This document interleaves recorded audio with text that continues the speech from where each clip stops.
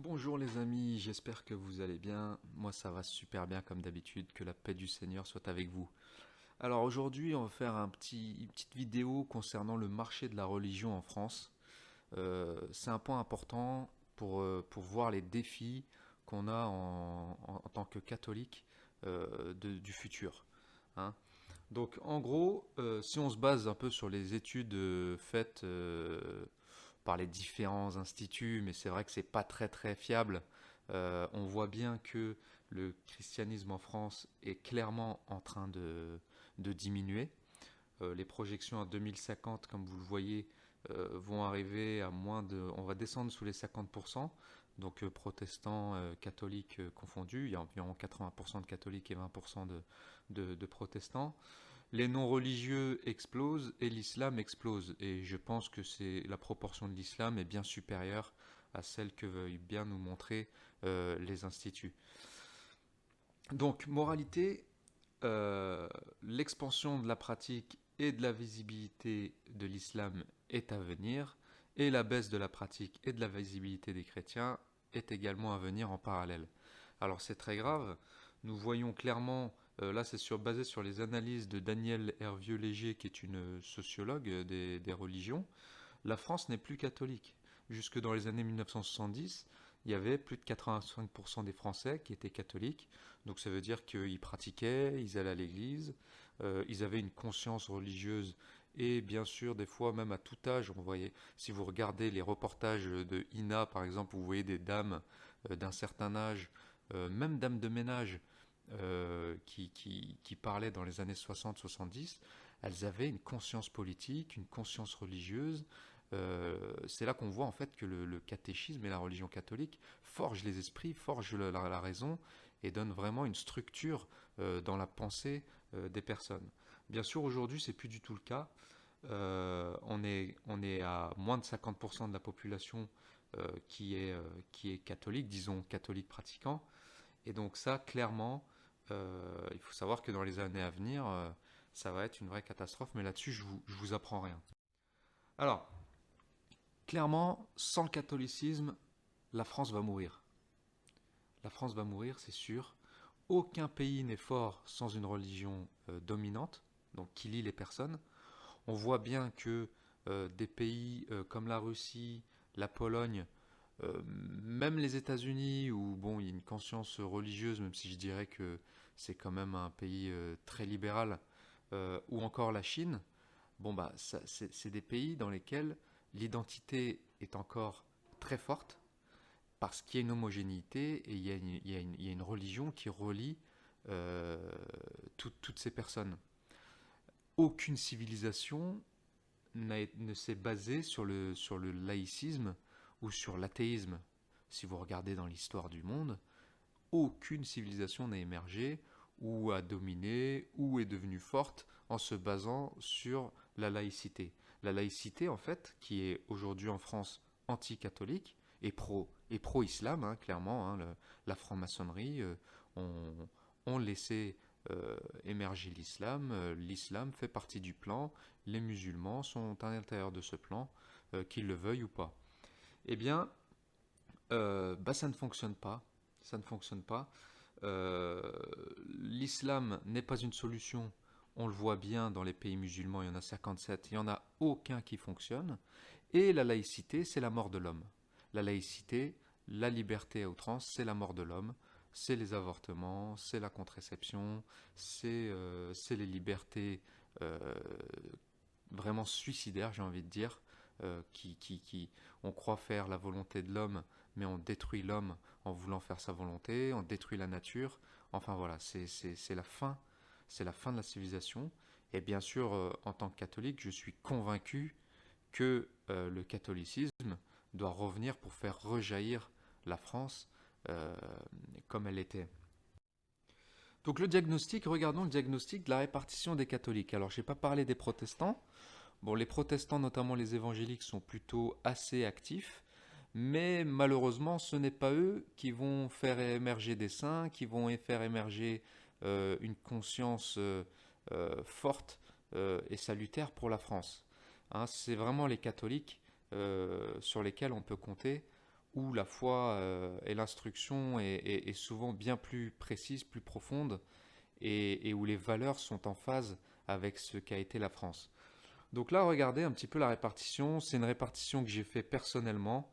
Voilà, hein, c'est pas à prendre, c'est à prendre avec des pincettes, mais je pense que on est à peu près bon.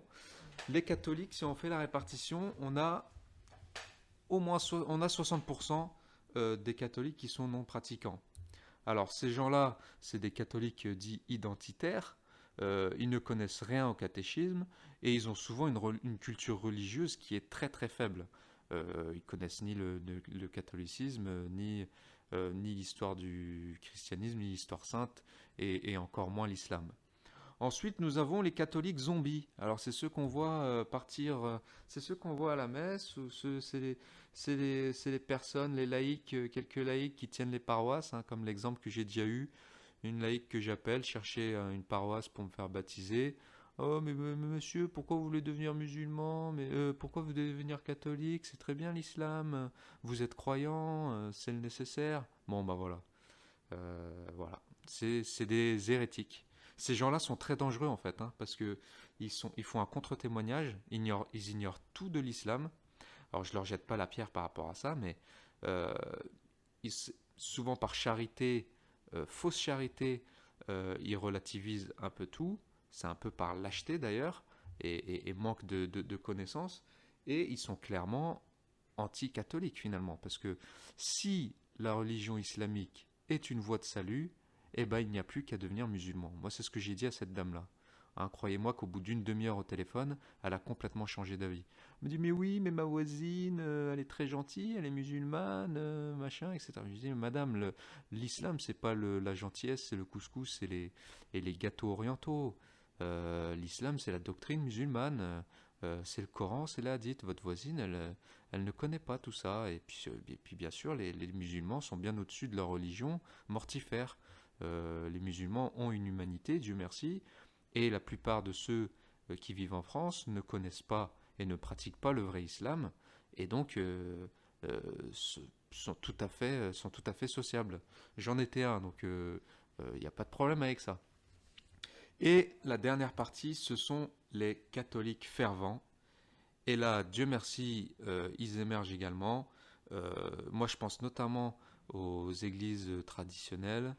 Je pense notamment aux convertis de l'islam, qui vraiment sont très très fervents en général, ont une conscience religieuse et un sens du sacré qui est assez fin. Il y a bien sûr des fraternités, de plus en plus de fraternités qui émergent, qui sont actives, qui sont sensibles à l'évangélisation.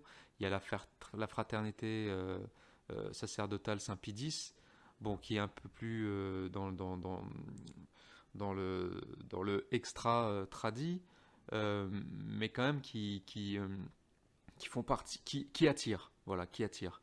Euh, Ces gens-là attirent, les tradis attirent des jeunes catholiques, les convertis issus de l'islam ou des catholiques nés catholiques mais qui ont subi une conversion un peu plus tard, ils sont vraiment sur le champ. Et c'est bien sûr ces gens-là, ces 10%-là, avec qui il faut travailler. Alors, à quoi vont servir les catholiques fervents?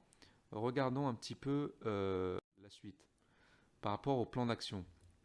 En fait, le rôle des convertis de l'islam, il est central. Pourquoi? Parce que si on les utilise pour témoigner dans les paroisses, souvent ça réactive la foi des plus mous. Donc ces témoignages-là dans les paroisses, mais c'est aussi sur le net. Ça a un double effet en fait. C'est un double effet. À la fois, ça permet la conversion des musulmans, parce que des musulmans qui se posent des questions, ça leur fait du bien et de s'identifier à des ex-musulmans devenus catholiques. Et nous, les ex-musulmans, on peut dénoncer les réalités de l'islam sans complexe. Voilà. On ne nous traitera pas de racistes, on ne peut pas ignorer ça. Euh, Plus de 90% des ex-musulmans subissent des choses ignobles de la part de leurs coreligionnaires, leurs ex-coreligionnaires, des fois dans les familles, les femmes qui se font menacer de mort, menacés de se faire expulser de France pour repartir au bled. Enfin, c'est une vraie catastrophe l'islam. Donc on le voit bien que même les musulmans les plus modérés ont souvent des réactions très nocives, très agressives, lorsque l'un de leurs coreligionnaires quitte l'islam. Voilà, c'est une secte, il faut le dénoncer. Les ex-musulmans ont un rôle très important à jouer là-dessus pour décomplexifier le sujet auprès des catholiques un peu, enfin voilà, un peu réticents à critiquer l'islam, etc. Là, il faut y aller. Il faut y aller. Les ex-musulmans sont là pour ça. Et avec les catholiques, nos aînés catholiques qui sont plus mûrs dans la foi, pour qui nous apportent d'ailleurs énormément parce que on se renforce les uns et les autres. On a vraiment une carte à jouer là-dessus. Et bien sûr, il y a quelque chose de central qui pour moi, c'est la guerre spirituelle et digitale. Vous voyez, hein, toutes les chaînes musulmanes émergent sur Internet, sur YouTube, sur tous les réseaux sociaux. Il y a des imams qui sont maintenant des influenceurs. Ça parle de l'islam à tout va. Enfin voilà, aujourd'hui, les catholiques, on a encore un peu effacé. Il y a quelques communautés qui émergent un petit peu, mais ça manque un peu d'activité, ça manque un peu de professionnalisme. Donc clairement, ce qu'il faudrait mettre en place, c'est une plateforme professionnelle avec des pros du digital, des pros du marketing. Alors excusez-moi d'avoir une approche un petit peu commerciale des choses. Hein, bon, je suis plutôt entrepreneur de nature et plutôt orienté professionnellement dans le business. Donc je vois ça un petit peu comme une étude de marché. Et clairement, hein, il y a une offre il faut adapter l'offre par rapport à la demande. Il faut s'adapter aussi euh, à l'environnement actuel et amener quelque chose de concret, de pro, sur YouTube, sur Twitter, sur TikTok, sur tous les réseaux sociaux, avec un plateau, des caméras qui prennent des scènes dans tous les sens, de la bonne musique, des animations, des témoignages, pourquoi pas un concept de radio libre où où on peut faire exprimer les personnes, témoigner, donner des réponses claires et doctrinales face à l'islam sans complexe, mettre sur le plateau des ex-musulmans qui puissent se rendre visibles et avoir quelque chose de fun qui puisse vraiment donner envie et qui puisse émerger euh, et du coup avoir derrière de nombreux abonnés et de la belle visibilité. Voilà. Donc voilà pour la vidéo. Vous avez mes coordonnées mail. N'hésitez pas à m'envoyer vos idées, à, à, à me contacter pour savoir si on peut créer des liens, etc. Moi de mon côté, je suis aussi assez actif et je me renseigne auprès des associations, notamment qui s'occupent des ex-musulmans pour bien sûr œuvrer dans ce sens afin que le règne de notre Seigneur revienne euh, et que pour le salut de la France et le salut de tous, que la chrétienté puisse revenir en France pour le salut de tous, même de nos frères et sœurs musulmans qui sont malheureusement pas sur la bonne voie et n'ont pas le bon médicament face à la décadence de notre pays. À très bientôt et que Dieu vous garde. Au revoir.